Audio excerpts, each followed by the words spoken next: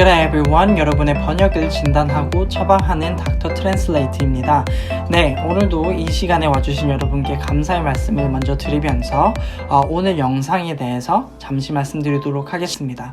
네, 오늘 영상 같은 경우에는 이 등장인물이 어떤 인물인지를 좀 더 파악을 하는 게 중요합니다.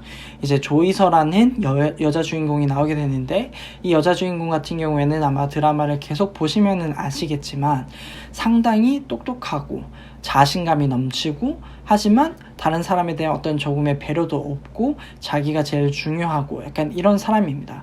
그래서 어떤 말을 할 때에도 되게 논리적이고 그 다음에 지능적으로 intellectual한 말을 많이 하게 됩니다. 일례로 이제 초등학교 때 엄마한테 하는 말이, 엄마의 실패한 인생을 나한테 보상받으려고 하지 마 라고 하는 대사를 치게 됩니다. 초등학생이 이런 말을 할 정도였으니 이 사람이 하는 말들이 어느 정도 수준이 있는 어휘를 구사해야 된다는 점 충분히 아실 수 있을 것 같습니다. 네, 그래서 오늘 이제 권태롭다라는 표현을 보실 건데요. 오늘 영상을 먼저 보시고 한번 돌아오실게요. 20살. 원서를 넣은 모든 대학에 합격했고 1월 1일 갓 20살이 된 지금 나는 권태롭다. 오늘 영상은 상당히 짧은 영상이 될 것 같긴 한데요. 앞에서 나온 다른 대사들은 사실상 크게 문제가 되지 않습니다.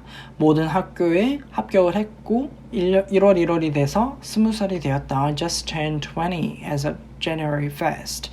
그런데 이 맨 마지막에 권태롭다라는 표현이 있습니다. 근데 이 표현을 영어로 I'm bored 라고 표현을 하셨는데, 물론 이제 한국에서도 그냥 bored라고 하면은 뭐 심심하다, 지루하다 이런 표현이 있습니다. 그런데 여기에서 권태롭다라는 표현을 썼죠. 권태롭다라는 표현에 어떤 수준에 맞는 영어 단어를 써야 되는데, 이게 보통 이제 번역할 때는 이걸 register를 맞춰준다고 합니다. 그런데 여기에서는 단순히 bored라고 했고, 다른 장면에서 뭐 지루하다, 심심하다라고 할 때 또 이 번역가 분께서는 I'm bored, 뭐 bored라는 표현을 썼습니다. 그래서 사실상 번역을 하실 때 이 지루하다와 권태롭다 이 사이에 영어로 봤을 때는 전혀 어떠한 차이가 있지 않습니다. 그래서 이런 부분들이 지금 당장에는 뭐 그럴 수도 있지 라고 하겠는데, 그런데 여기에서 이 캐릭터가 말하는 말의 깊이가 적절하게 전달되지 않았다는 문제가 발생을 하게 됩니다.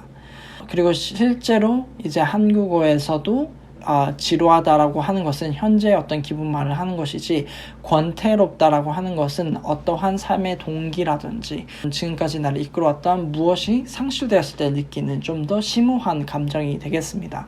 영어도 마찬가지로 단순히 I'm bored 라고 하게 되면은 사실 이런 복합적이고 깊은 감정을 잘 전달하지 못하게 됩니다. 그래서 이런 표현들을 좀 찾아볼 필요가 있습니다. 그래서 오늘은 그거는 딱 하나 있는 진단이고요. 바로 처방을 드리자면은 이제 이 격에 맞는 이제 표현을 써줘야 되는데, 물론 이제 lethargic 뭐 이런 표현들이 있을 수 있겠는데요. 제가 생각했던 표현은 ennuy라는 표현이 되겠습니다.